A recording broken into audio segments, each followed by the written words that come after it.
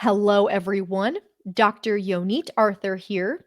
You are on The Steady Coach, and I am so excited today to bring you this interview with Christie Uipi. Christie is a psychotherapist and also the executive director of the Better Mind Center, which is a specialized practice that helps people with chronic medically unexplained conditions like chronic dizziness, chronic pain, chronic digestive issues, and more recover from their symptoms.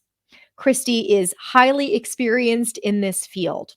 She is actually one of the clinicians that originally developed pain reprocessing therapy, which is an evidence based method of helping people get out of chronic pain and other chronic symptoms.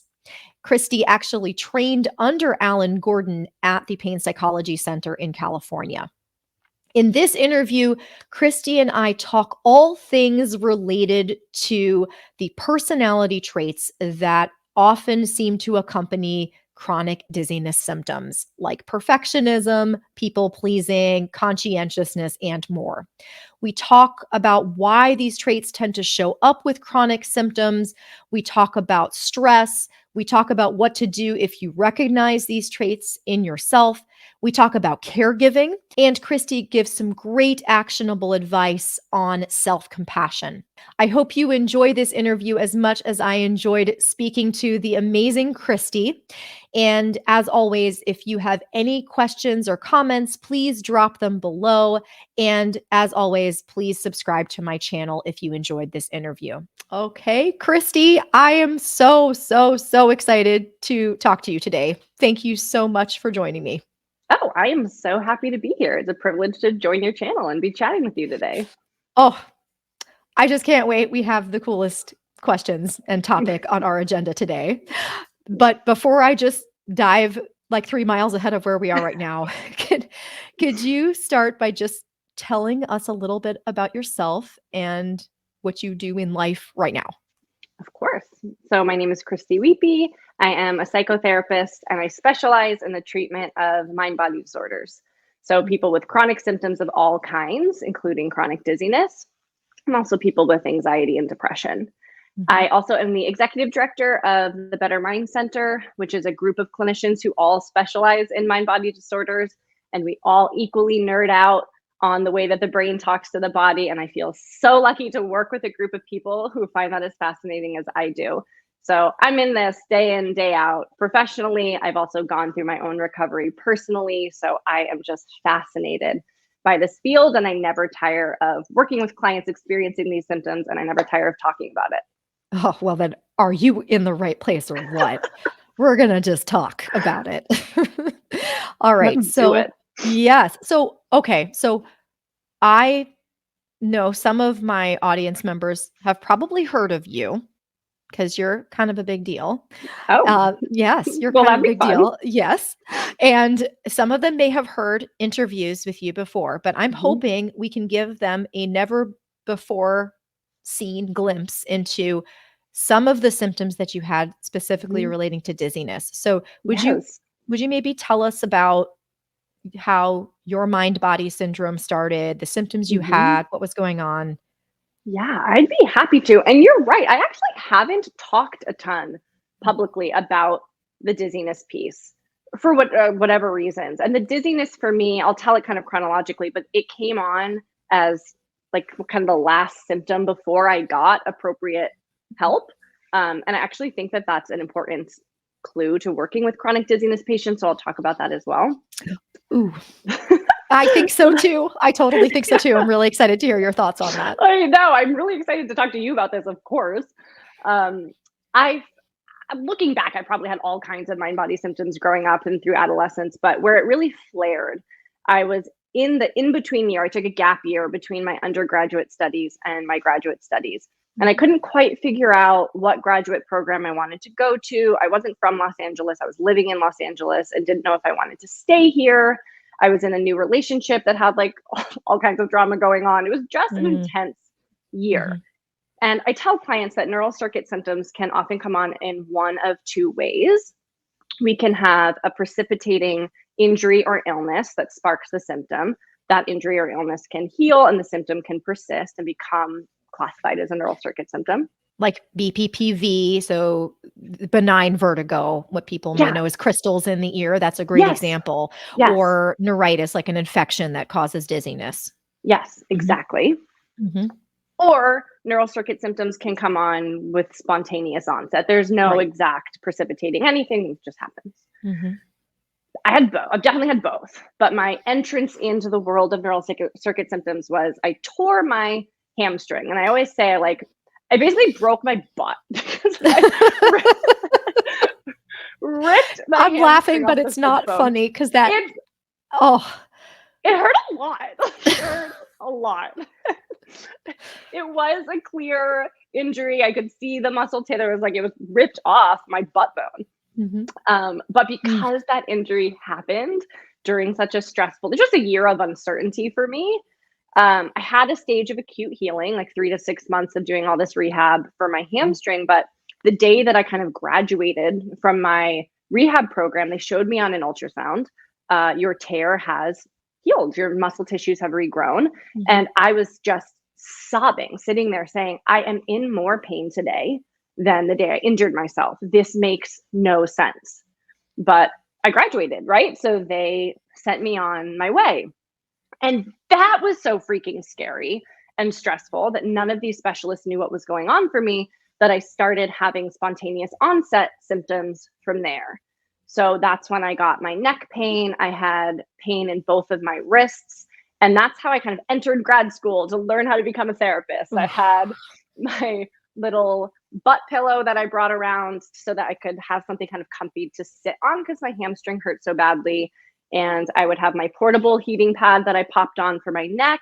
I put a wrist brace on both of my wrists. I was like, okay, here we go. And I just powered through that whole first year of grad school, which I think is a super common experience for chronic symptom sufferers, that if they don't know where to go for help and they are used to kind of overriding their body signals and powering through, we just find a way to keep going. It's like, that was me for the majority of the year, until my neck pain kind of started radiating to my head.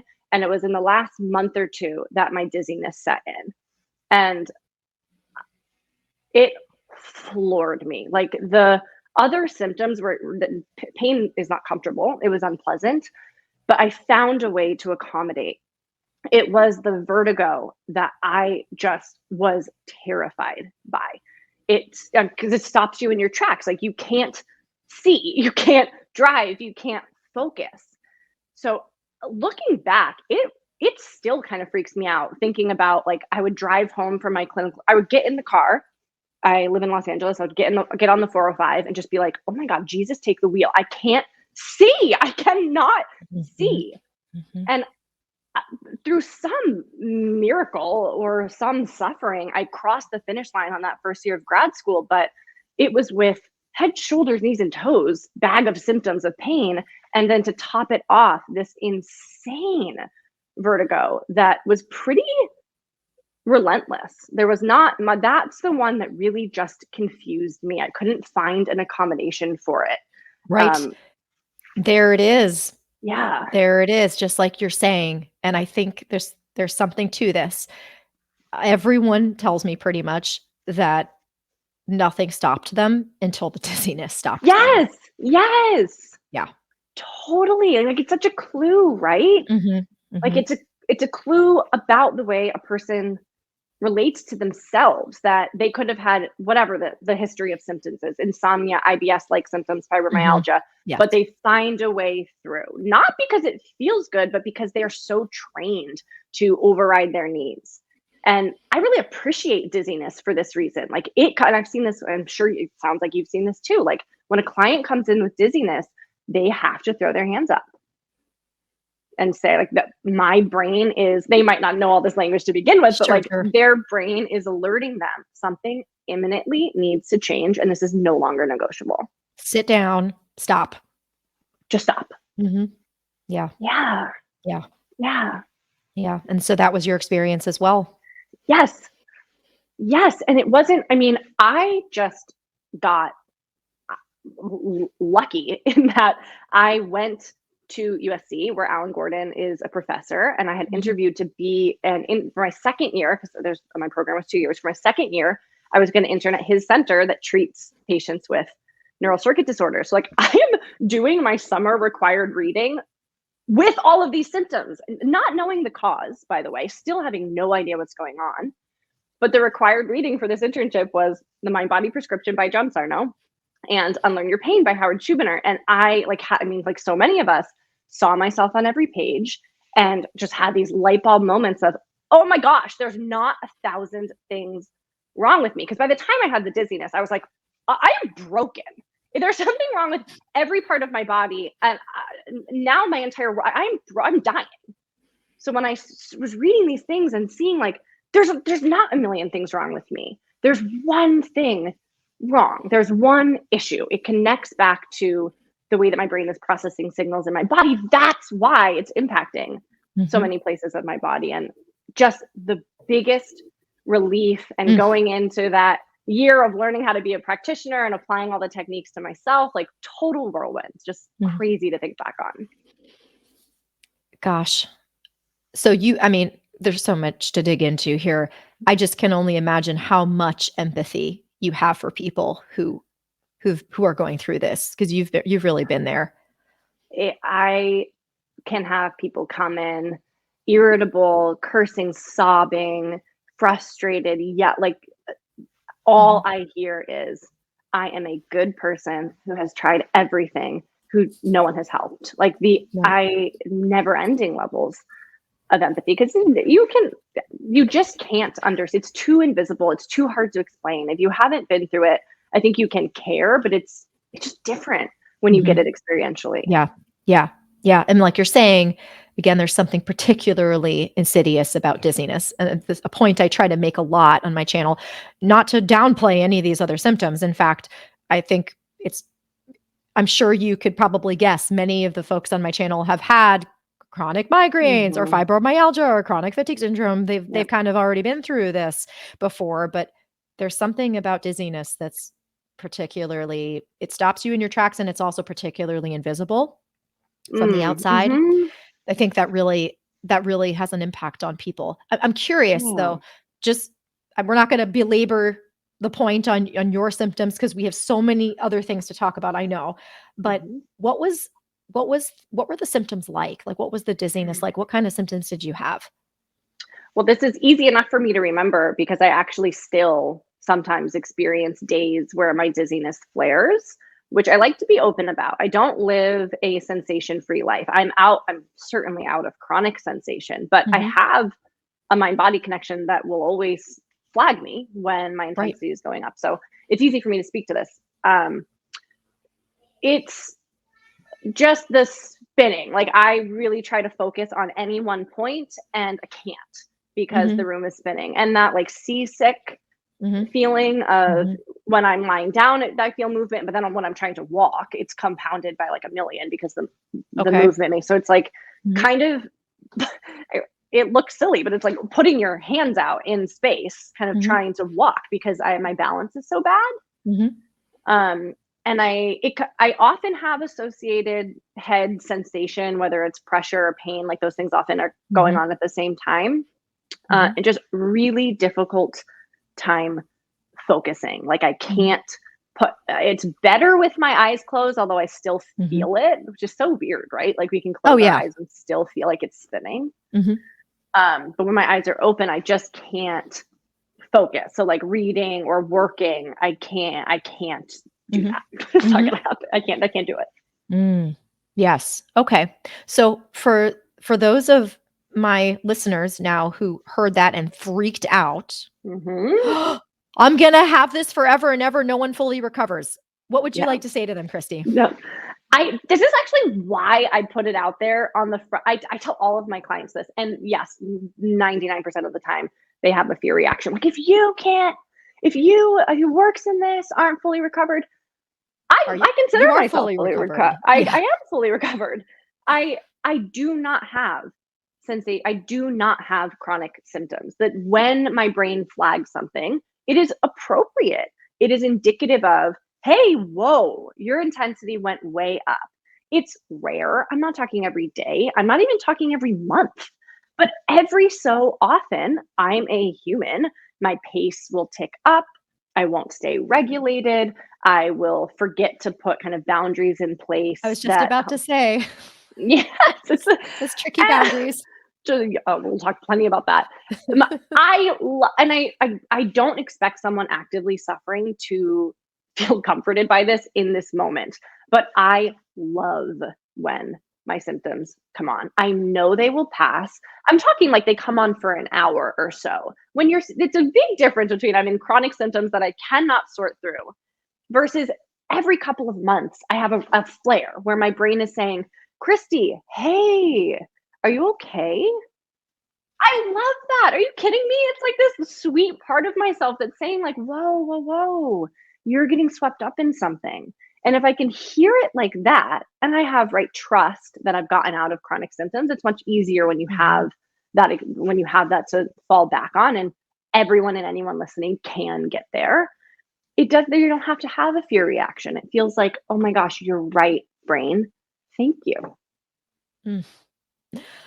People have a really hard time believing that they can get there, but that's the objective, right? When people Hmm. ask me, "How do I know I'm recovering?"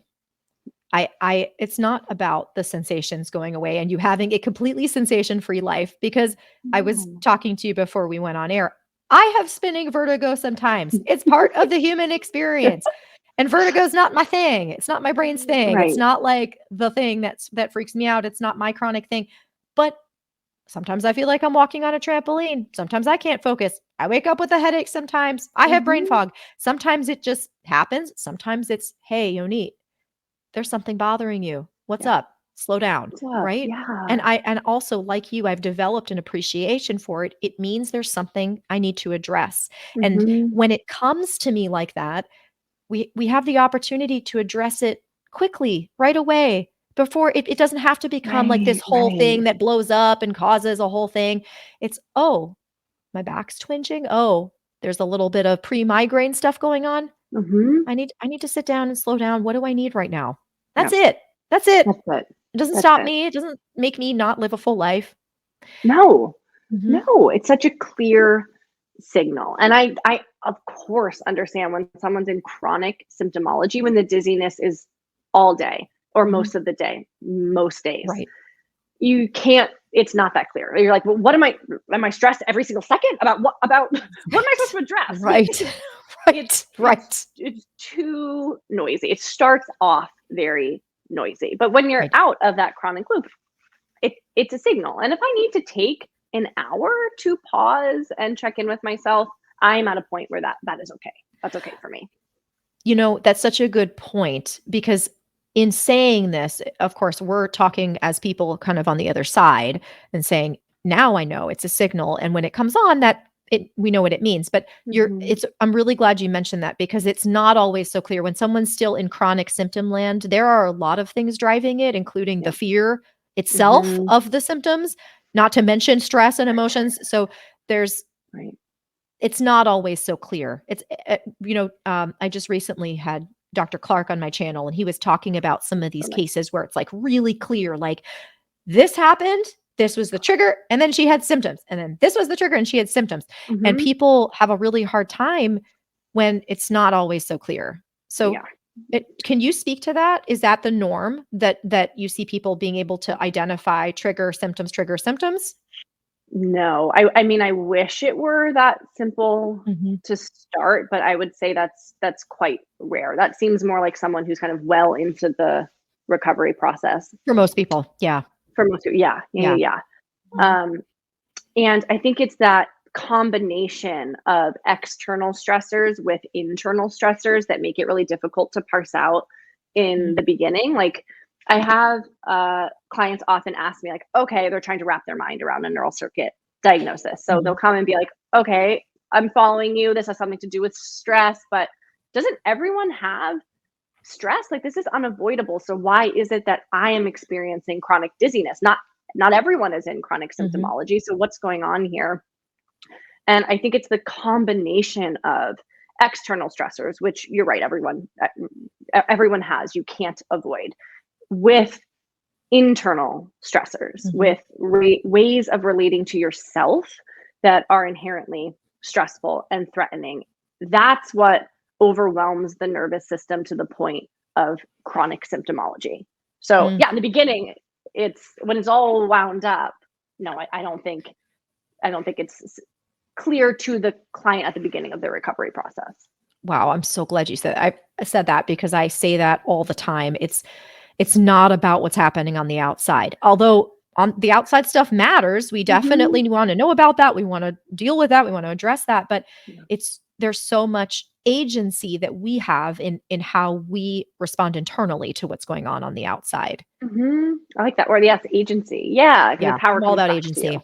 Yeah. Yeah. Yeah. Yeah. Especially again for our folks who've been universally, I would say, by the medical system disempowered. It's helping them Absolutely. regain their sense of agency, I think, is a huge part of this process. Yeah. Right. Yeah. Right.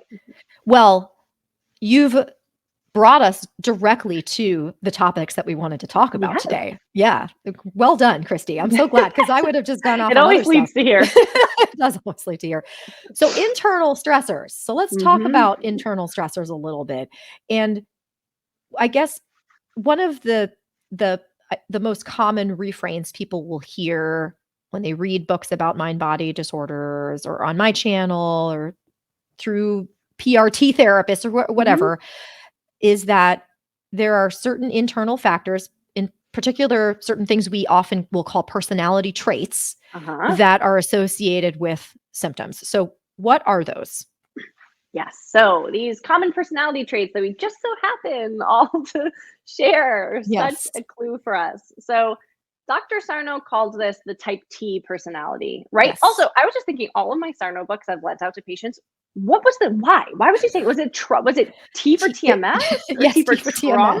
Yeah, Is T that for it? TMS. Yes. Okay. Yes. So I don't think that lands super Trouble. well. Type trouble. T for T for T for troublesome. trouble.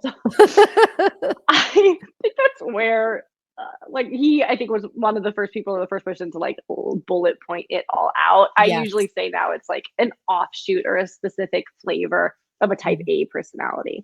mhm. So, I actually jotted these down because I wanted to, there are like the greatest hits that I want to, They are to greatest go hits. through. Yes. So Yes. if you see me glancing, it's because I don't want to forget them.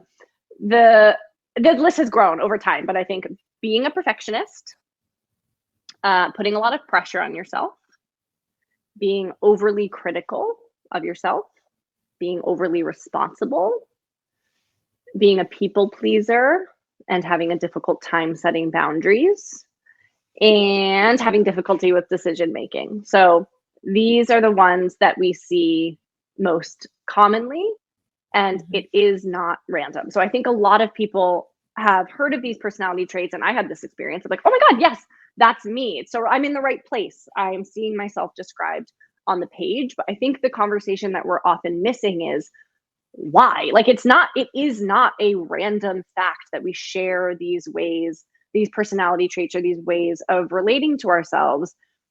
These are fear-based ways of relating to our own person, our symptoms, and the world around us. So when you think about neural circuit disorders and that fear is the gasoline off of which these symptoms are running, like these personality traits feed the beast. They are directly related to the creation and the perpetuation of the symptoms. They are not random, and they are an extremely important part of breaking the symptom fear cycle.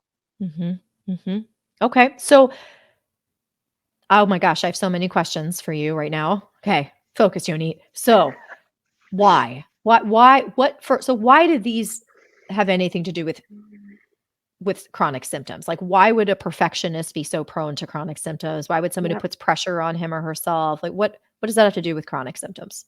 Okay. So let me give some examples. I think if I give some examples, it would demonstrate that these so-called personality traits are in fact ways that people have adaptively learned to respond to stressful situations, stressful relationship dynamics. So if you grew up with a rageaholic father, and you never knew what was going to set him off. Being a perfectionist, attempting to be perfect, would be a really adaptive strategy. If I am perfect, maybe I won't get screamed at today, or maybe my mom or my sibling won't get screamed at today. So you can hear tons of fear in that dynamic, and you Mhm. can hear the perfectionism as a way of trying to survive a fearful situation, a stressful situation. If you grew up with a really loving, caring, attentive parent who they themselves was just extremely anxious, they worried a lot, it would make sense that you learned to worry a lot and to be vigilant because we're biologically designed to match the threat levels of other people in the room. Mhm. Last example, if you were parentified as a child, so if you were put in the role of emotional caretaker in any way, I would understand someone learning to be a people pleaser or learning I need to say yes. I don't know when I can put boundaries around any of my needs because your compass has been set to meet the needs of others. And maybe that's how you got your validation or your safety or your sense of self worth. So, all of these so called personality traits, if you break them down, are ways that people learned to survive really stressful situations. And while they were Mhm. probably really adaptive at one time, when we continue to relate to ourselves in these intense ways, being a perfectionist, critical, worrying all the time, like relating to ourselves with harshness, that it's like that stressful situation carries with us Mhm. in an Mhm. ongoing way because we are not out of the loop of relating to ourselves with that kind of fear. Mhm. Mhm. Okay. And so what you're saying is, I mean, I'm extrapolating, but it sounds like when someone's a perfectionist, when someone's a people pleaser, first of all, that's a fear-driven cycle in and of itself. So that's part of Mhm. this existing fear in the body that can Yeah. be drawn on to have fear towards symptoms, first of all. Mhm. Yep. But maybe even more importantly, it also leads people to respond to stress in a certain way. Yeah.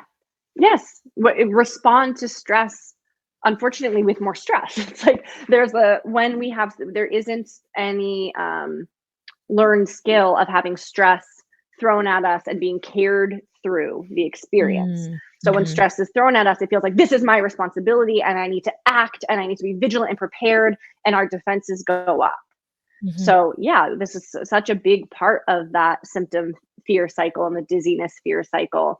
because when we have a stressor, a new symptom, our Mhm. response is like we have a fear response to almost Mhm. everything, and that you can hear the way that can compound so quickly. Yeah. Yeah. Wow. I think it's gonna be very interesting for people to hear this because I think most people are gonna hear that and say, "Oh, yeah, I am a perfectionist because I'm fearful of the alternative." Mhm. But some people are so tightly controlled, they don't feel the fear. They don't even they're not Mm. even aware it's there. Yeah. Yeah, that is such a good point. I'm really glad that you presenced that. And I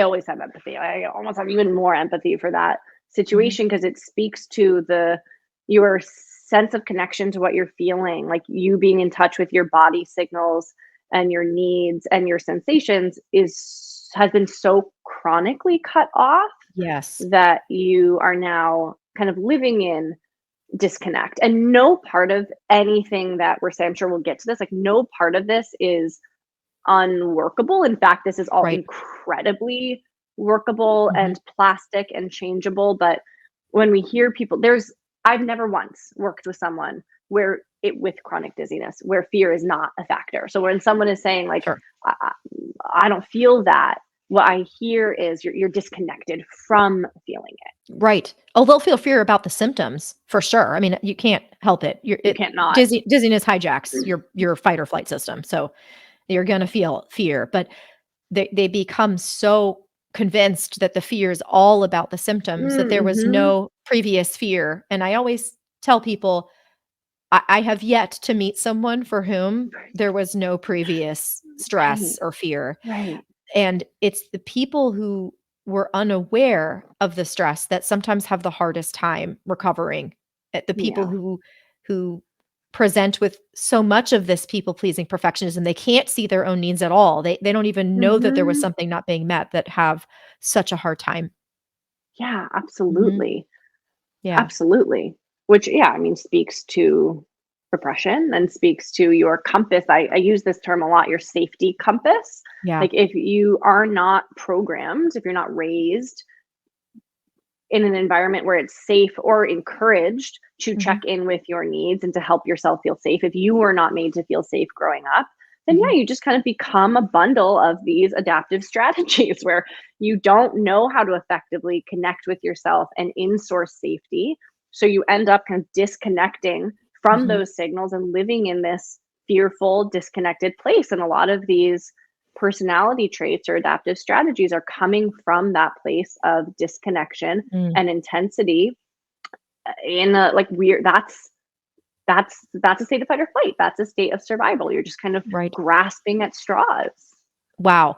And I just wanna highlight something. So for those of you who are just listening, Christy made quotation marks around the word traits, Mm, and I wanted to highlight this as well. You've been mhm. calling them strategies rather than Yeah. traits, and I love that because I think that's really important, because people will they'll get the message. They'll be like, "Okay, Yoni, I know I'm a perfectionist. How do I, like, kill that perfectionistic part of me? Like, how do I turn that off?"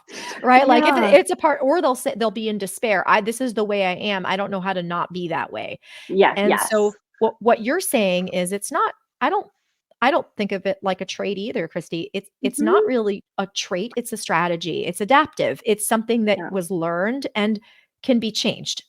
Yeah, absolutely. Mhm. Absolutely. And I have a couple different reactions to that. And I have had lots of clients share similar concerns. Like, this is a part of me. It's me. It's a part of me. How do I change fundamentally who I am? Right, right, right. And I'll And if say, I like, do, then who no am one, I? yeah, who am Yeah. I? No one will like me. Like, you're saying I should just go Yes. fail at everything? Like, Right? no, that's not what we're Yeah. saying. No, for the record. No.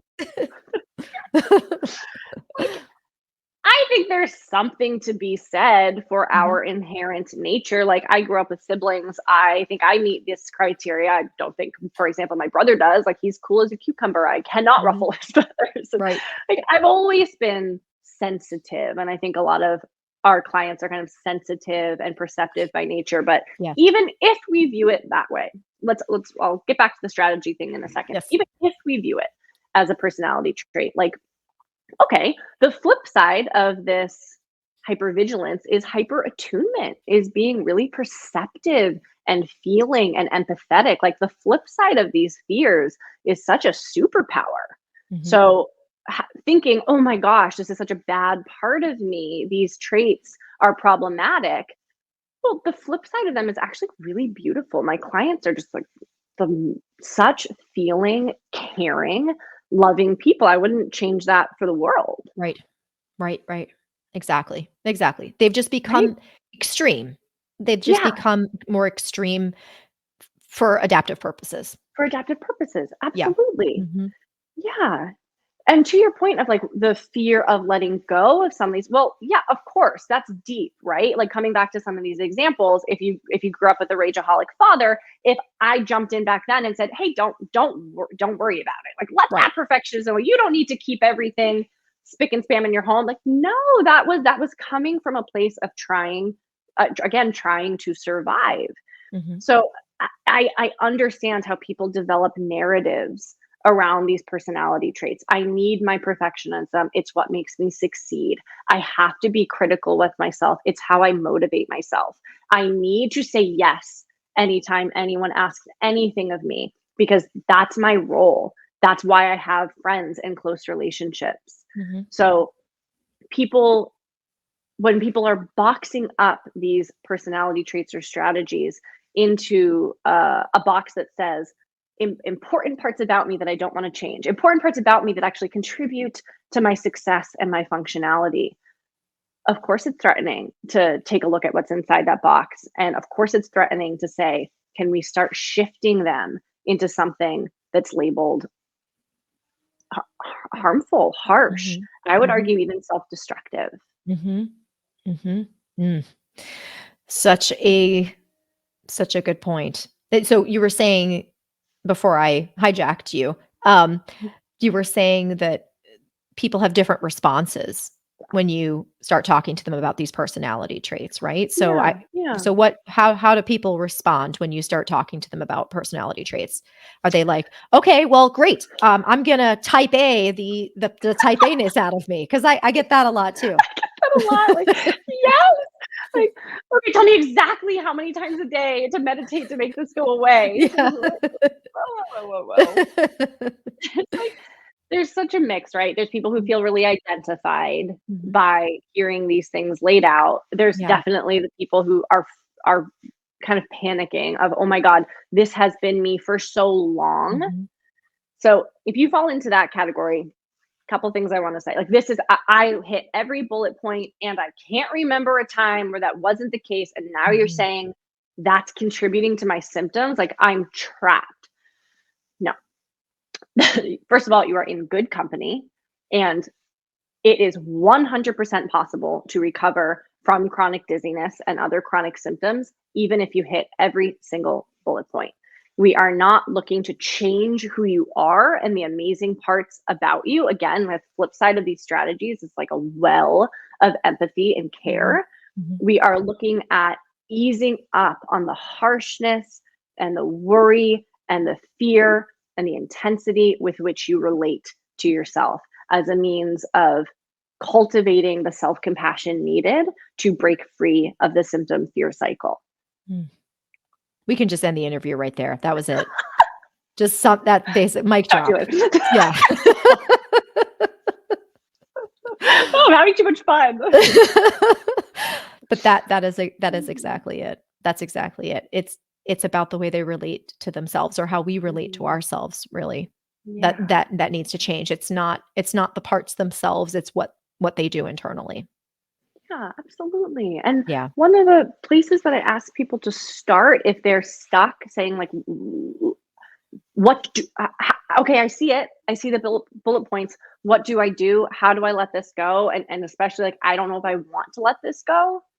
Is to start watching how many times a day their brain gravitates towards worry and fear. Because if we just took a look at all of that, all of the traits, you could put fear at the top of all of them, right? Like that's the thread that connects all of these ways of relating to ourselves. So just helping people watch how quickly their brain gravitates to stress and worry. Generally speaking, I think people classify fear as inherently harmful. Like I've never heard anyone want to hold on to fear. Mhm. So when they Mhm. can make that connection, I think it's a little bit like it gives some motivation to start Mhm. behavior change. So let's break that down a little bit for people. So what are some of the fears? So we could go trait by trait, or maybe there's Hmm. some universal ones. Like, so what are some of the common fears? What are some of the driving fears behind perfectionism, people pleasing, Hmm. Yeah. being Yes. super Yeah. responsible? Uh huh. I can think of a couple. The first one you mentioned, I really appreciate you mentioned a few minutes ago. If I am not a perfectionist and applying a ton of Mhm. pressure on myself, I'm not going to get anything done. Mhm. Like I'm going to just kind of be a lazy beach bum. If I need to Mhm. do that, then I don't really want to do this treatment. I love my job. I love myself. A lot Mhm. of our clients are successful in whatever ways, like whatever Mhm. ways are important to Very. them, right? Yeah. My grandma would call that kind of person a ne'er-do-well, like a lazy bubs. That was my grandma's thing, a ne'er-do-well, lazy ne'er-do-well. There. I'm so glad you said that. Just hang on to that one. You can use that Yes. one with the Yeah. clients. So, Hear that okay, one a lot. we don't wanna be a lazy We ne'er-do-well, don't want to got be a it. lazy ne'er-do-well. Okay. Um, Also here, like, if it's not that sort of perfectionism pressure, if it's more of the worry and the vigilance and the hyper protecting and hyper planning, I hear if I don't do that, I won't be safe. This is how I keep myself or my kids safe. I'm always prepared. I'm Right, always planning. right. I hear that one a lot. Mhm, And then I think the last kind of important one that we've touched on is that the tendency to people please and to meet other people's needs. If we threaten that, my relationships are going to be threatened. I'm going to people lose will my leave sense of, me. yeah, Yeah, abandon yeah, me, they won't abandon like me. me. Right. Yeah, mhm, Right. So I think those are the three kind of main themes, the main right. pushbacks. Those are what I see as well. I'm curious though, because this is, I mean, I feel like we should we should legitimize this a little bit because those are legit. I mean, those are legit fears, right? Hmm. I especially as a mother, that second one you said, I was like, Yeah. well, yeah, but like my kids really could get hurt. I could really get hurt if I don't plan. So Hmm. how do we find the balance between trying to take care of the things that need to be taken care of, but not do it in such a fearful way? How do we do Yep. that? Yep. So I think about this as distinguishing the difference between signals and noise. So I'll use an example from my own life. So I live in Los Angeles. I am Mhm. legitimately afraid of earthquakes. Well, yeah. A reason to be fearful. If someone Mhm, told me, you don't need to stop freaking out about that, don't have any worry, you don't need to be planning as much, I would have a I would have a logical pushback of mhm, that doesn't feel safe to me. I have two little kids. So I have signals, clear mhm, identifiable signals that tell me this is a real potential threat. When I'm listening to signals, I am moved to take action. So mhm, I want to make an earthquake bag. I want to have some extra water on hand. I want to kind of chat with my family about an emergency plan. And mhm. when I'm listening to signals and I take those steps towards action, I can actually feel a little bit calmer.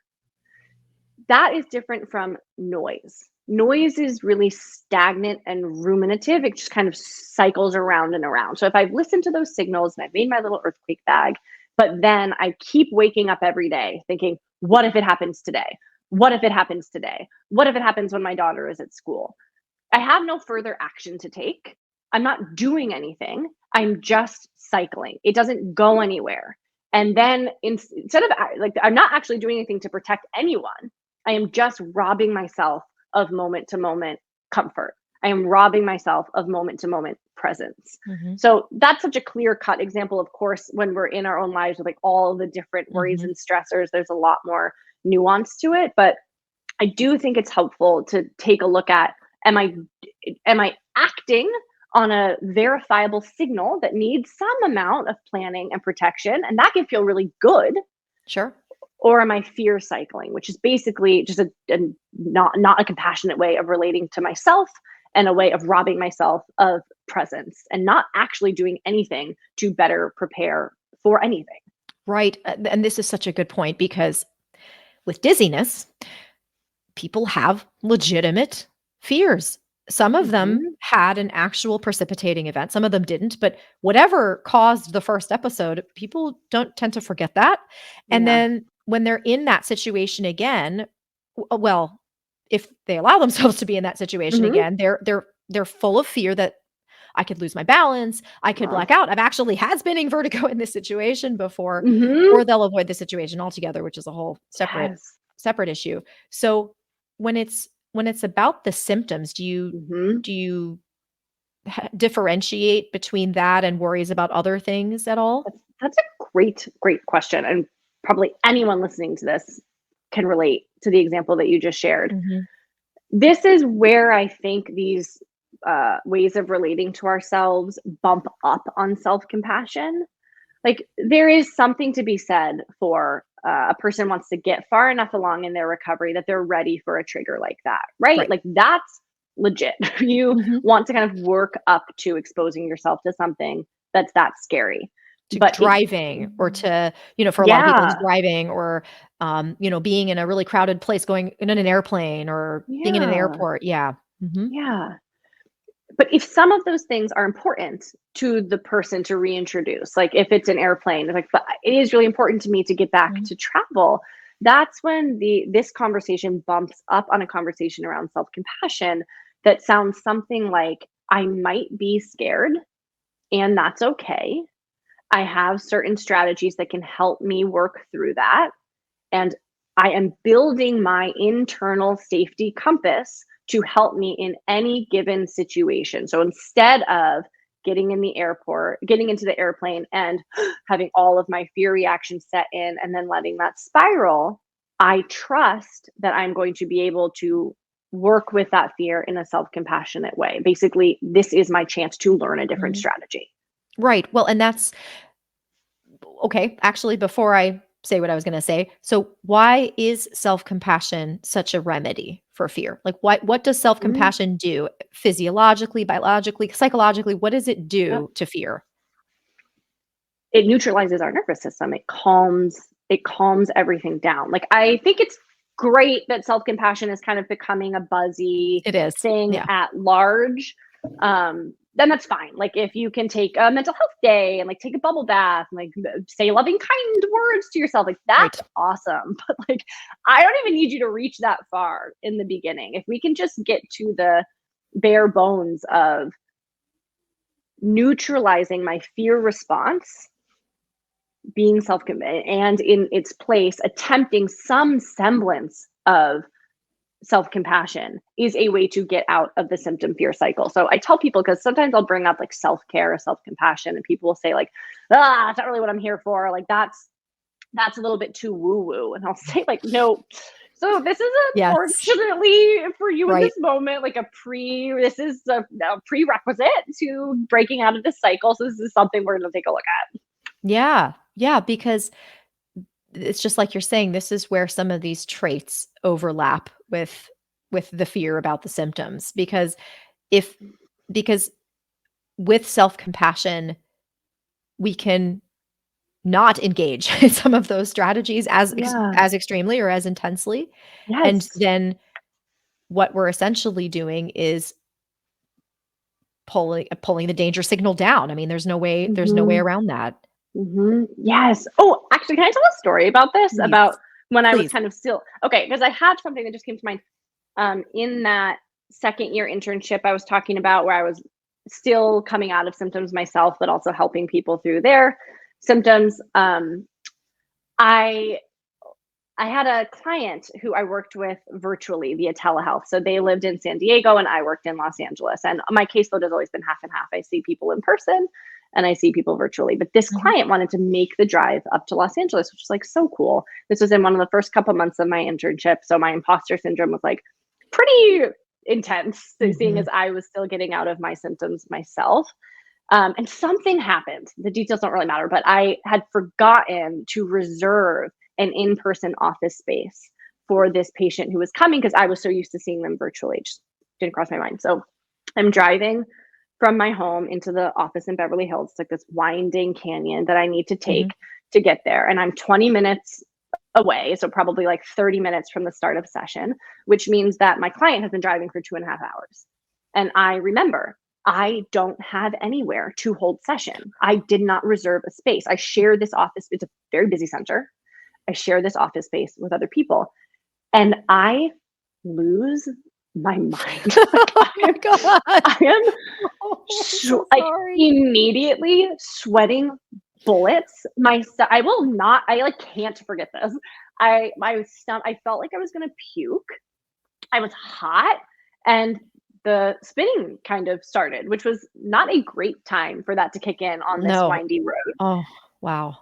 And I'm so embarrassed about this, but I was like, because it's unsafe also for people around me, but I was like grabbing my phone and trying to like text my colleagues and call my supervisor, being like to get help for this situation. And it felt so valid. Like my response for a few minutes felt I justified it. I was like, "This is you did this. Like, you really are an imposter. Like, you couldn't even reserve a room. That's like not even that doesn't even have to do with skill. Like, anyone could do that. Like, they're gonna be so mad at you. They were coming in to like thank you for this work, and you're just gonna say like we have to hold session in the lot. Like, I was crying, and I Mm, caught my reflection. This was like such a turning point for me in understanding the self compassion bit.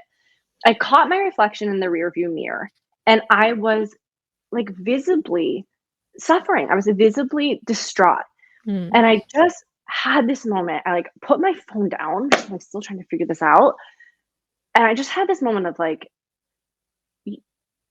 you're you're a good person. You didn't mean to do this. My client is a good person who wouldn't want this for me. Like, no matter what I did or didn't do, it is not worth how unsafe I feel in this moment. I'm hurting myself by responding in this way. And I just kind of let go of control. And I said, nothing is as important as me not hurting anyone else and getting safely, calming my system down, feeling internally safe. And I just need to figure it out when I get there. And of course, when I got there, everything worked out, and there was someone had a cancellation. I didn't even have to tell the client any of this, but it was just such a moment for me of shifting. And I think so much of that had to do with just dropping down into my body enough to connect with the fact that I was hurting myself. Mm. Yeah. So, first of all, thank you for sharing that story, because I recently missed one of my own appointments. We're so hard on ourselves. It's so hard. Oh my gosh. Oh my gosh. And it was like instant migraine. Instant. Really? Yeah. Oh yeah. Yeah. I mean, thankfully I caught it and I was like, you're human.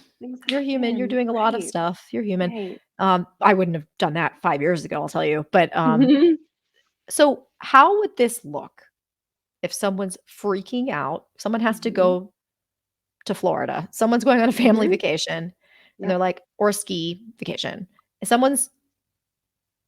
They've decided to go, they're going to take the leap. They're terrified. They go to the airport. They're feeling really scared. How would this look in that situation? Okay. So I really like to encourage people to have goals. Goals are great. Reintroducing things, going on a ski trip, great. But to have the flexibility that is required to say, and the self-compassion that is required to say, no matter what happens, my safety needs come first. So yes, go ahead, let yourself be uncomfortable, be nervous, notice, that sensation that's starting to happen. Let yourself expose yourself to that discomfort. Trust that you can use the strategies that you've been practicing, and also trust if at any point I need to just pause, even if I can't go. And people, this is the whole thing. Even if it means I can't go this time, I encourage you to choose your safety needs at all cost. And so that could mean I didn't make it this time. I stayed in the ski lodge. Maybe I made it there and then I couldn't go. Sometimes that will really happen. Sometimes we really will need another chance to practice. Other times, a lot of the times, if clients can commit internally to, I will give myself that option. I will give myself any option. It's not just avoiding it, pausing. I will give myself any option. I will do anything that I can to access safety, because that's my compass. My compass is I move towards safety first. Sometimes, just a lot of times, clicking into that and really internally committing to it is so calming that you do much better in the exposure anyway, that you end up not needing to avoid it, that you end up being able to go on the ski trip, because you have committed to, no matter what happens, my safety needs are going to come first. Yeah. This is tricky because it's about trying to balance that with not avoiding either. And especially for folks with dizziness, really every bone in their body is going to say, do not do that. So how do they know when they should? From your perspective? It is a tricky spot. I understand people being confused on how much to expose and push versus how much to kind of justifiably avoid as a means of getting your safety up more and more so that you're ready for the exposure. Generally speaking, I say discomfort, feeling nervous, like feelings of anxiety and fear, discomfort, and also discomfort symptom-wise are okay. You're going to be uncomfortable as you're re-engaging. Terror, like sweating bullets, being unbelievably scared and panicked, I'm not so okay with.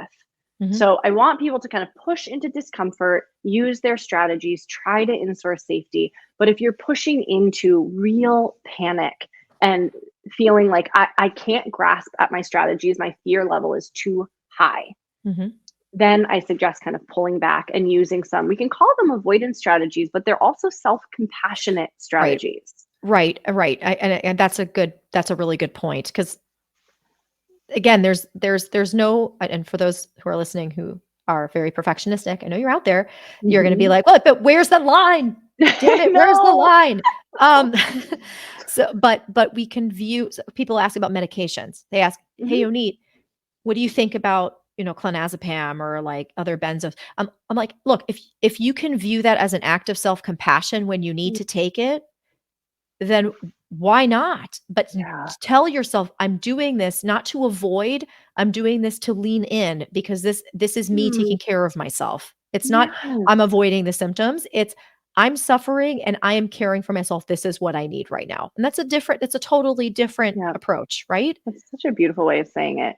Absolutely. And this is when, not if, but when people get stuck on this, because it is a legitimately It's confusing very part of the scary. recovery Yeah. process. I like to remind people learning to tune in to your needs and how to respond to them in real time is a struggle, but it's the practice of that that will get you out of this cycle long term, this dizziness fear cycle long term. So if you struggle with it, if you're not sure what strategy do I use? Do I push myself? Do I avoid? Do I practice a meditation in this moment? Do I use cognitive what if you're not sure? Great, because at least you're aware and you're practicing. That's probably new. The fact that you even Right. have awareness Right. of That there's a something is need. Yeah. yes, Mhm. that's huge. What a win. Like, of course, you're going to stumble as you're practicing applying the specific strategies. But the fact that you have, again, the orientation, the compass set, quote unquote, right, the compass set to, I need to meet my own needs and help myself feel safe above Mhm. all else. Let yourself, I know this is hard, but let yourself have times where you feel like, oh, shoot, I pushed myself too hard, or oh, shoot, maybe I could have gone on that ski trip. I shouldn't have Mhm. said. Let yourself fumble around with that for a little bit Right. because you're The you're stakes resetting. y right. Yeah, There are no s it's a process it's a it's a process process. anyway, right? Right. And what a remedy to perfectionism too, to allow Mhm. yourself the space to be wrong about the Yeah. approach that you took, right? The Yes. number of people who beat themselves up because, "Oh, I pushed it too much and now I'm paying for it." Oh my gosh, I just hate when Mm, people "I'm paying for it." You're not paying for it. You no. you're checking it out. You checked it Yeah, you're out. You're learning. learning. Yeah, you're Yeah, learning. you're resetting the entire way with which you relate to yourself. This is about so much more than getting out of dizziness. And we will bump up on this Mhm. with every single sufferer or client, Mhm. Mhm. every single time. This is Mhm. about fundamentally changing the way you respond to your dizziness, but that is mirrored in how you fundamentally relate to yourself, to your Yes. environment, to your Yeah. relationships. Mhm. So, of course, it's going to be confusing and overwhelming at times. You're doing this remarkable overhaul of all the ways that you respond and relate. Yeah. Yes, yes, yes, and I I feel like there's there's really something so profound about kind of going back to what we were saying at the beginning about how dizziness has this way of stopping you, but Hmm.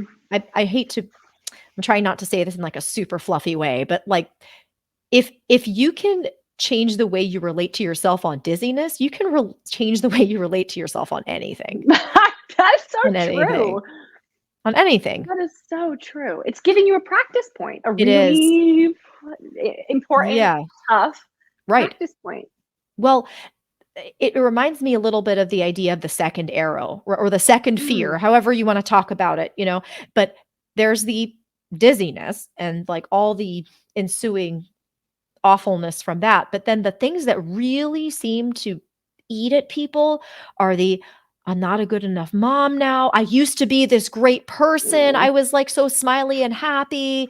I'm this really powerful, successful person. I was never stressed out, and now I'm a mess." yeah, That's the stuff that people really seem to suffer from. yeah. And Oh my that's to gosh. me what compounds the suffering, and that's a signal to me of what's really underlying the dizziness as well. Yeah, That way of relating to themselves is just coming to the surface, but it's been there all along, and now we really need absolutely. to change that. Absolutely. It's so beautifully said. And you can even hear again that like kind of positive flip side of these Right. personality traits, how much a person cares, like how Right. committed Right. they are to their life and their relationships. Like if we can have a volume knob on that where we can turn the intensity up or down, Mhm. depending if we can just get some flexibility instead of like pedal to the metal intensity all the time. Like there's a lot about these personality traits and ways of Mhm. relating that have such benefit to our Sure. clients. Sure. Sure. Okay. So you gave some really wonderful practical tools for how to manage kind of some of those exposure situations. So Hmm.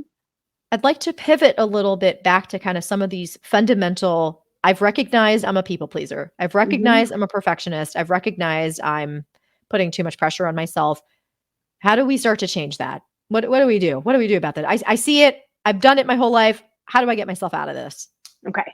Okay. So once you recognize that you relate in these ways, and once you're at least playing around with classifying these ways of relating as harmful, right? Because Right. that's Right. important. Right. Right. Um, if you can notice, and this Mhm. takes a lot of awareness, but if you could Mhm. notice throughout the day how frequently your instinct, your automatic reaction is to be critical, is to say yes right away to an ask of you, is to assume all the responsibility. Mhm. If you can first step, just notice it and comment on it, like narrate that you're doing it, even if you're not ready to intervene against it or choose something else, just Mhm. hear it more clearly, have an awareness of how often it's coming up, because if you really start listening to the loudness of this, then it will help you connect to the suffering. You won't be pushing through quite as much because you'll be taking a beat to connect to the suffering. So start narrating it. Oh, yep, my instinct. That person asked me, can I go pick them up from LAX at 9 a.m. on a Tuesday? Yes. I'm that Right. person. I'm your person. Yes. Always. Yes. Just start narrating it. As you do that more and more, if you're not quite ready to reach for something self-compassionate, because I'm sure you hear this a lot too, like, okay, I can tell myself I'm a wonderful person who deserves to set Right. boundaries, but I that was Yes. never taught to me, so I don't believe that in this moment. Fine. Can you reach not for loving Mhm. kindness? Can you just reach for something neutral? Can you Mhm. notice, oh, my instinct is to pressure myself right now. Mhm. I hear it. I hear what my brain is trying to tell myself, narrate it. I Mhm. am going Mhm. to stop and take 3 breaths. Just redirect back to my body and take 3 breaths. Mhm. You might have to do that 100 times that day, but Mhm. that's 100 times where you attempted to cut off that compounding effect of pressuring yourself Right. and then letting the fear spiral run away. Right. Right. Okay. So step 1, awareness. Hmm. Step 1, if you're not aware of something and you're just doing it automatically, there's nothing to even talk about. Right. So step 1, awareness. Step 2, intervene even in a neutral way. Yes. Even Yes. if it's even if it's neutral, even if we can't reach the point where, "Oh, I'm a wonderful person and I don't have to do this." Yep. Even if we just say, "Pause, take a breath." Hmm. Right. Are you Right. willing, if you're not quite able yet to reach for the loving, warm Mhm. feelings, can you commit to not being like an a-hole to yourself? Can you just commit to not explicitly, like, is that, and there are some Right. people who even, Right. like, again, there are some people who will even struggle with that, and I get it. It all comes from learned programming, but Sure. usually that's a little bit more attainable. People can reach for that neutrality. Right. Neutrality. Okay, so then step 3, don't be an a-hole to yourself. I like that. So we have a 3-step process, folks. In and out. Okay, so we get to neutrality, and Hmm. neutrality may just be, "Okay, I'm taking a breath and just not not being super mean to myself." Hmm. And then we get to the point where maybe we start to do that more often. What ends up happening? Sometimes we actually, I mean, best case scenario, Mhm. right? We start seeing the fear level come down, which will bring the dizziness sensations down, and people get motivated by, oh my gosh, look, this is having an impact. And maybe self-compassion becomes more motivating to them, more reachable to them at that point. Mhm. Mhm. I will also mention, for anyone who gives this a try and notices, oh, my sensation is actually, I've been practicing this for a little while and I'm actually feeling a little bit worse. Like my dizziness is intensifying. Great point. Thank you for bringing that up, Christy, because that You've is probably a seen it so big many yes. times, right? Mhm. Awesome. You are doing that. You are moving the needle. You have your symptoms on the run. Your brain is noticing that Mhm. you are responding differently and might be feeling a little bit threatened by the change because your vigilance level has been, your intensity, your vigilance, your fear level has been at a 9 out of 10 for however many months or years.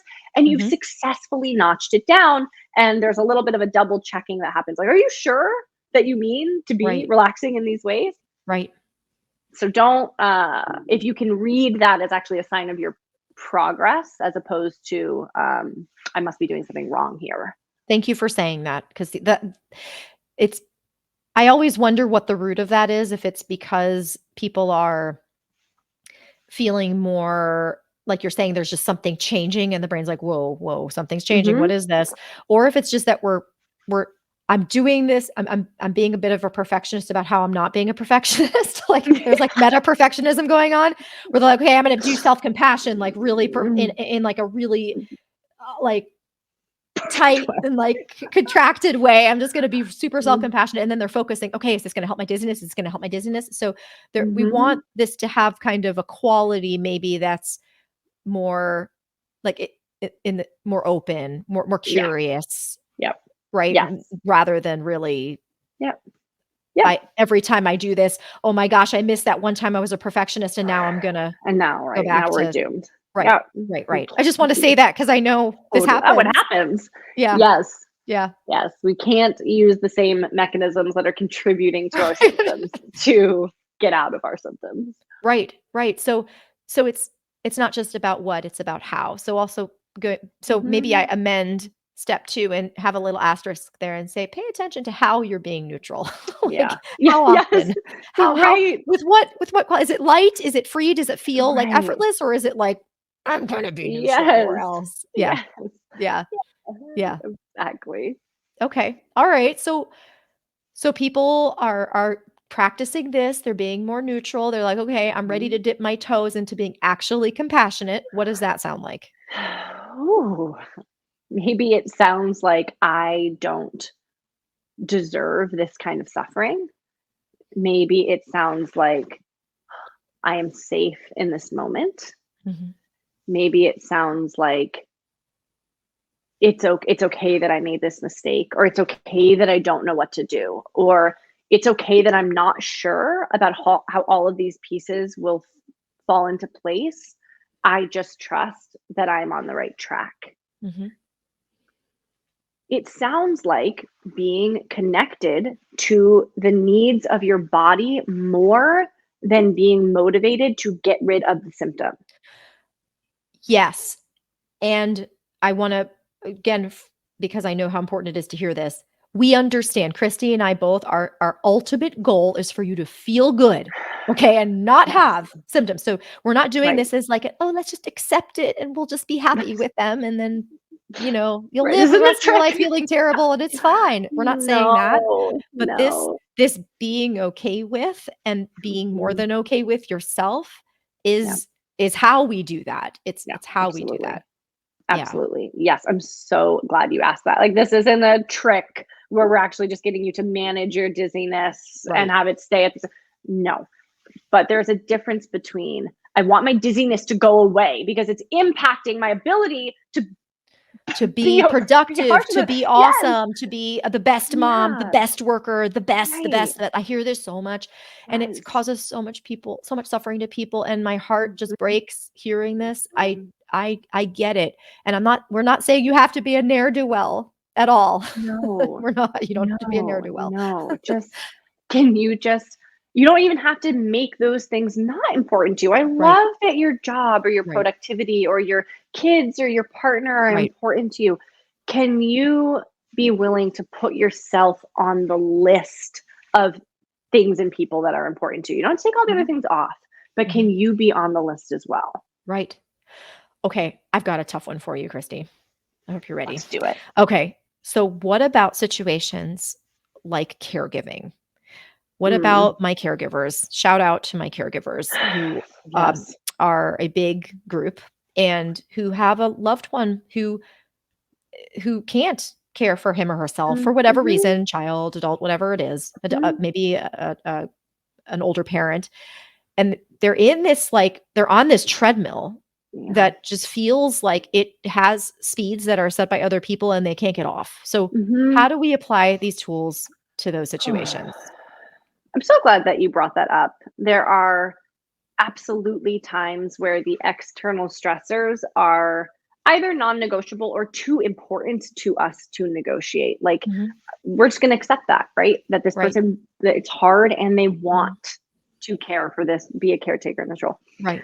Um, I think it is entirely possible, although something that takes practice, to have one eye inward on your nervous system while caretaking, while throwing yourself into the needs of others. You can do them simultaneously. Like, you can have a sense of your internal safety needs, meaning how activated is my nervous system right now?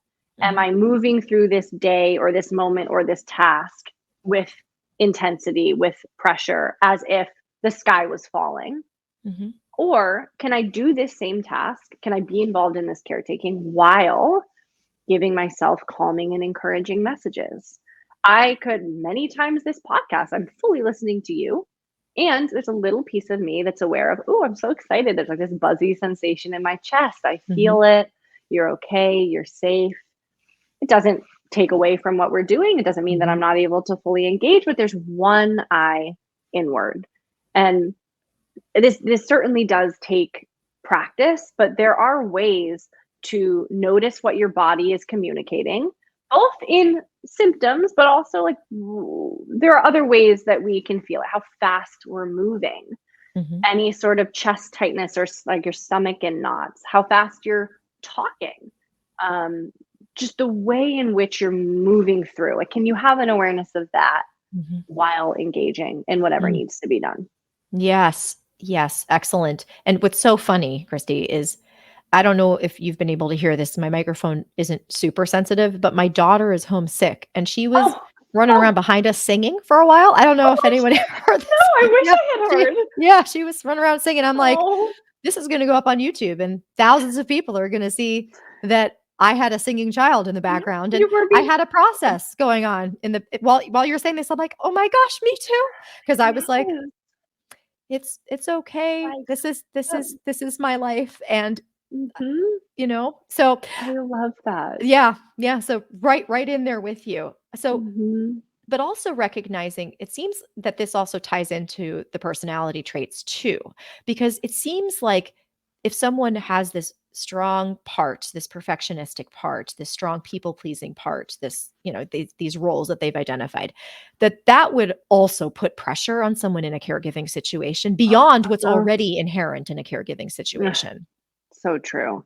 So true. And it's tough, but like recognizing how much can I realistically control, what can I take ownership over Mhm, versus when am I asking something that is, when am I going over the top? Again, that signals versus noise. Are there clear identifiable signals of ways I can take care of this person versus is his day ending and I'm just cycling through like, I didn't do that right, or I wonder if this is going to make a difference, or mhm, what's going to happen when this when we're, that's again that double arrow effect, when mhm, we're just sitting in ruminative mhm, harshness or critiquing, like mhm. we you can dial down the intensity on that, even if you can't dial down the intensity of the situation itself.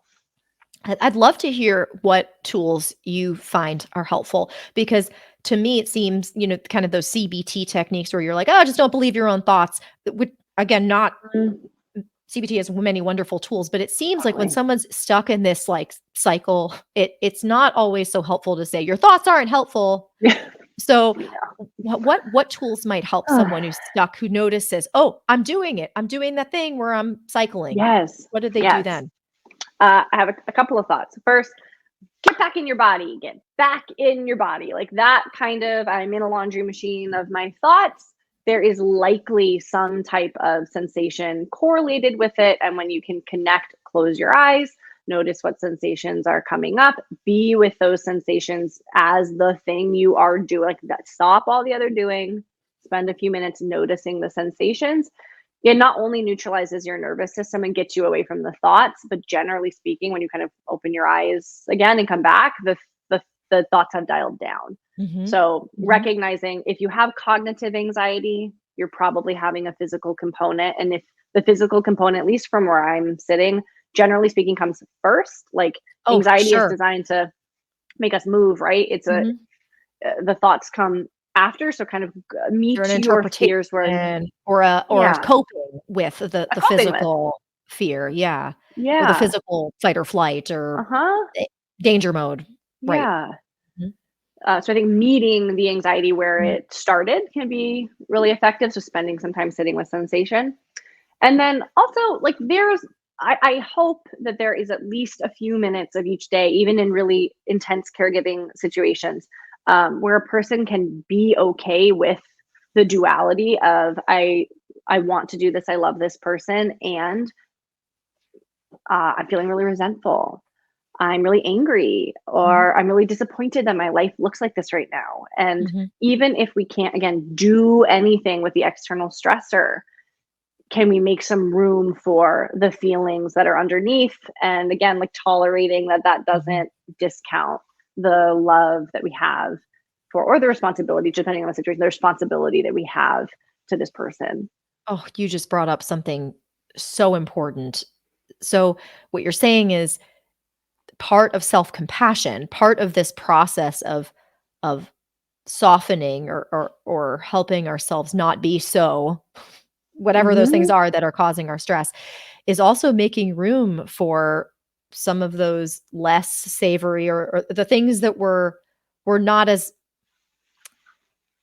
keen on about ourselves. Maybe Yeah. that uh, maybe acknowledging our humanity in being a caregiver, that there is something angering about that, in that there may be some Yeah. resentment there, that there, even for Yes. someone you love totally and you're completely devoted to, Right. that's self-compassion again, isn't it? Oh Also, my just making gosh. space for our feelings? Big time. Mhm. Big time. And that can be, you can do that with another loved one or a friend or a coach, and you can just do that with yourself. Like you can, that, Mhm. your feelings and making room for them don't have to go anywhere. You don't need to action them. You don't need to, because I have clients tell me this all the time. Like, I could never, I don't want them to know that Right. they're suffering so much. Like, I don't want, this Right. isn't about Right. them in Or this moment. or in situations where it could someone has a spouse that's explosive in some way, or like, where even it's not explosive, like, I don't want my kids to know I resent them because, they're my babies. Good. I don't wanna hurt them, Right. right? So, Yes. but you still, if you can't make space for your feelings unconditionally, Uh-huh. then you're being kind of an a-hole to yourself, as we Yes. talked about. Yes. It Yeah. yes. Yeah. I practice this with my 3-year-old all the time. Speaking of yes, we can be, we can have mixed feelings about our kids. I will literally tell her, mommy is going to step into her room and you are going to hear me scream. I'm going to scream into a pillow. And I love, first of all, I need that. And I love talking to her about it. I Yeah. love modeling Mhm. the like the experience of feeling for feeling's sake. Mhm. Mhm. Yes. Brilliant. For us, the daughter who was running around behind me singing, um, somehow she's got a fever, but she's well enough to sing. Um, it's interesting. Um, but with her, she tends toward, she's the fiery one who has Mhm. lots of big feelings, and Mhm. for her, it's just me being able to tolerate them and show her that it's okay that she has them, to model that for her also Yeah, has been yeah. incredible. So, again, we have an audience, many of whom are parents. So, Mhm. again, if you're wondering how to apply this in your own life, with your children or with anyone else, Yeah. modeling that, accepting someone else's feelings. First of all, you deserve that too. You deserve for someone Mhm. to accept your feelings, but also this is something you can model for others in your life. Really Totally. being not avoiding anger when it happens. Saying, yes, Mhm. it's okay. You can't maybe we don't, go hit someone, but we're allowed to feel really angry and there's nothing wrong with Yeah.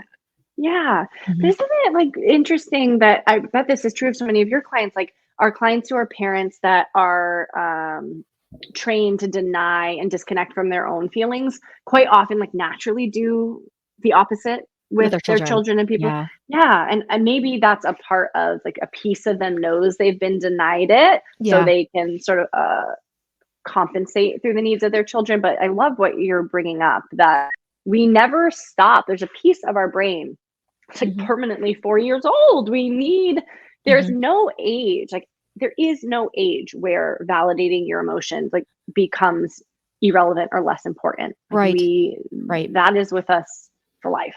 Right. Right. Right. And I think that's why I really I try very hard on this channel to be very scientific and like let's do use tools that could apply for anyone, but this is why that like using terms like inner child are actually it's actually really helpful and applicable because Mhm. I always ask people like what would you say to a child who is going Yeah. through what you're going through?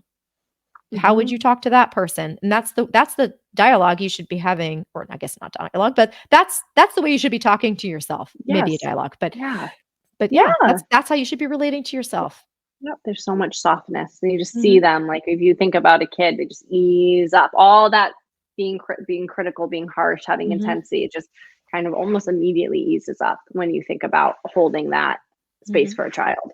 Yeah. Okay. So to kind of sum up the process then for someone who said, "Okay, I watched this interview so that I could learn what to do, how to eliminate my perfectionism." Mhm. So step 1, don't eliminate any part of you. It's perfectly fine. It's a strategy, Yep, yep, not a trait. It's a strategy. So mhm, it's more about re-strategizing than it is yep, eliminating, right? yes, But then yes, step 1 would be noticing.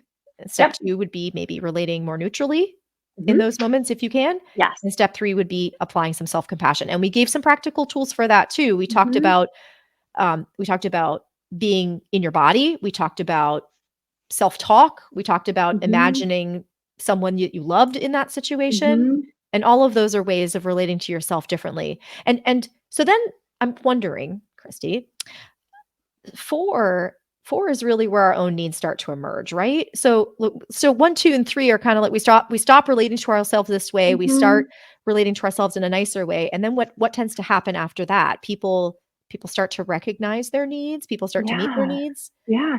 Yes, which can feel both so good and exciting, like, oh, I'm tapping into these things that have been disconnected from my whole life. There's also some sadness to it. There's some sadness in recognizing I have missed the boat for this period. Like, I've missed the opportunity to have Mhm, a nourishing and connected relationship with myself, and kind of mourning that time with yourself, mourning what you were not afforded an opportunity to learn growing up. mhm, So there's again, as a part of being compassionate and feeling things as they're present, like, that can be a step of the process, recognizing I have lost I have lost some time, I have lost mhm, some connection, and just holding that before being able to transition that into I have time ahead of me. I mhm, can unlearn these strategies and relearn kinder ways of treating myself. I can strengthen my relationship with myself mhm, at any time. mhm, mhm. Thank you for bringing that up because that is important, I think, um, there I we just gosh, maybe a month ago, I interviewed Mark. He's one of the folks who was generous enough to share his success story on my channel, Mhm. and he just talked about kind of the regret he felt about just, "Gosh, why didn't I know this sooner? I would have just" Yeah. you know? Ugh.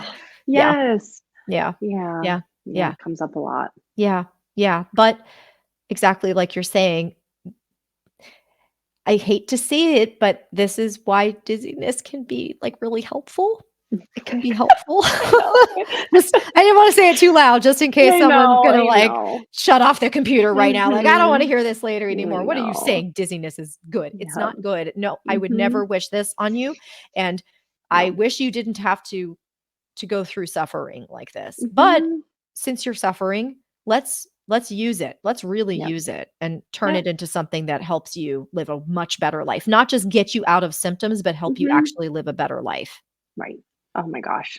I would replay that and listen to you say that last bit 10 Mhm. times. It's so important. That's really what I feel that our mission is, right? I mean, that's why we're sitting here talking about personality Yeah. traits and um, self-compassion and all this because those Mhm. aren't necessarily prerequisites to recovery. I think they Mhm. could be a really big piece and they're Yeah. important and they help, but there are people who recover simply by losing fear of their symptoms and Yep. understanding the biology Yep. and like, oh, Yep. okay, it's not real like tissue damage. It's just it's real, but it's Huh? neural circuit. But it seems to me like it's an opportunity. If you're suffering this much, we want to take it a step further. Yeah, it's an opportunity to care about yourself in a new way, and it's also an opportunity to be preventative against other neural circuit symptoms in the future. Bingo. Yes. Yes. I totally agree with you. Because if we're continuing to relate to ourselves the same way, a we're still internally stressed, Yeah, we're then mhm, why would our bodies not respond to that in it with right, another physical symptom? right. Yep, Yeah. absolutely. Okay. So what else would you like my audience to know? So anything else you Mhm, want to share about dizziness, any other tips for recovery mhm. or tools, whatever you want to share? Okay. The last thing I wanna make sure I mention is there are so many great self-recovery programs, books, apps, what have you, out there. And I love when clients throw themselves into their self recovery. And it's awesome that our field, Mhm. including so many of your resources, our field is contributing kind Mhm. of free or easily enough accessible Mhm. resources for people. And I love that and I support it. And we need more and more and more of it.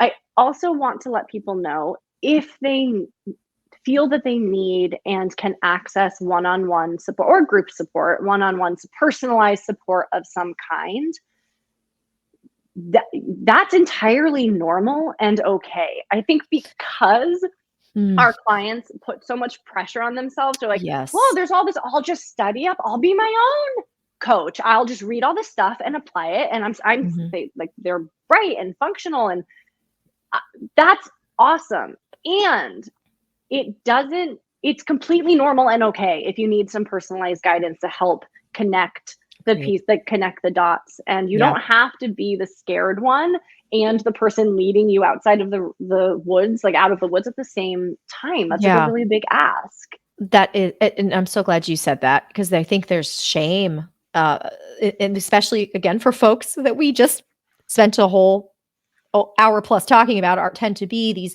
conscientious, perfectionistic, wonderful people. Yeah.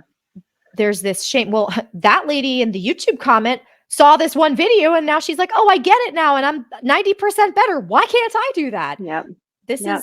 is this is not a simple thing, No. and there are so many factors that go into this, and some people need help getting Yes. through Yes. this. Some people need Yes. help. Yep. And Absolutely. frankly, I mean, I'm surprised that more people don't need help Yeah. Yeah. Yeah. because Yeah. we're social animals. Our biology is so tied to the biology of other Yes. people. It's actually incredible that people can read a book and feel better. I, But right. right, it's insane. But Yes. I feel like the better people are able to connect to themselves within themselves, the more likely it is for that to happen. When they can see Hmm. themselves on the pages of Dr. Sarno's books or Dr. Jupiter's books, then what they're actually doing is being self-compassionate. They're Hmm. saying, "Oh my gosh, that's me. Oh, me too. Oh, Yep. poor like that poor thing." Yes. And like, "Oh my gosh, I did this. Mhm. Oh, okay." And they're being compassionate rather than, "I did this to myself. You're Right. saying it's my fault. Well, I gotta fix it now." And if that's your impulse, then it may be that you need some guidance, and that's okay. That's okay. Yes, Mhm. yes. Maybe you need to co-regulate with another person who is out of the cycle Yeah. for a time until you can regulate yourself. That is very normal. And for every person who writes, oh my God, I read this thing and I got better, there's 20 people who are not writing, it's not Mhm. happening for me. Mhm. Mhm. And again, that doesn't mean you're doomed. It doesn't mean you have like a particularly severe case. It just Mhm. means you need a little boost, and then all the techniques that you read about can click in. Yeah. Yeah, agreed, agreed, and this can really if this can be this can also just be a loving friend or, like, let's just say you can't Yeah. afford Yep. to work with a counselor coach, and I Hmm. mean, I have a very widespread audience. They're all over Yeah. the world, and the resources vary. That's why the course is free because I just was Hmm. like, everyone So needs to amazing. be able to access it for free. But Yep. but it can even just be as simple as knowing that you can talk to someone and Yep. be not politically correct about how you're feeling. A It could be hundred that percent. simple. Yes. Thank you for saying that. Yes.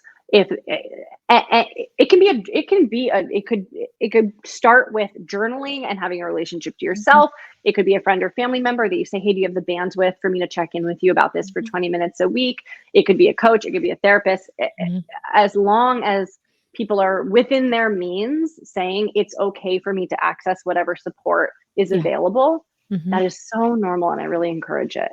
Oh, that's such good advice, and of course, I refer people to you all the time, and I will put the link to your practice website in the description of the video or the podcast or wherever you're hearing this or Mhm. seeing this, so people can reach out to your You practice if they are need to. You're so fun to work with. We love getting to work with your clients. And I don't need to tell you this. I know everyone listening already knows, like, you just light up with passion and empathy and expertise on this. And I know that all of your clients can feel that. And I was so looking forward to spending I this time with know, you. me too, I know, and this was such a good topic, and I sent you a list of, like, 3, so then I'll just have to chase you down again to do a different I'd one be happy to. in a while. I know I'm also gonna be talking to Mary Claire about Yay! trauma. Oh, Yes, she's so so wonderful. she's coming. That's a Amazing. little Easter egg for anyone who watched the end of the interview Hmm. today. But yeah, thank you so much. Again, thank you so much for what you're doing, and special thanks. Thank you so much for sharing your story about the dizziness because I feel Hmm. like that really needs to be heard by people watching my Absolutely. channel. Oh, So, I was thank so you. happy to share. Thank you for having me. Awesome. Okay, well, have a great weekend, Christy, and for Thank you. Thank anyone you. tuning in, if you have questions, comments, please drop them below. We'll see you guys next time. Bye. Bye.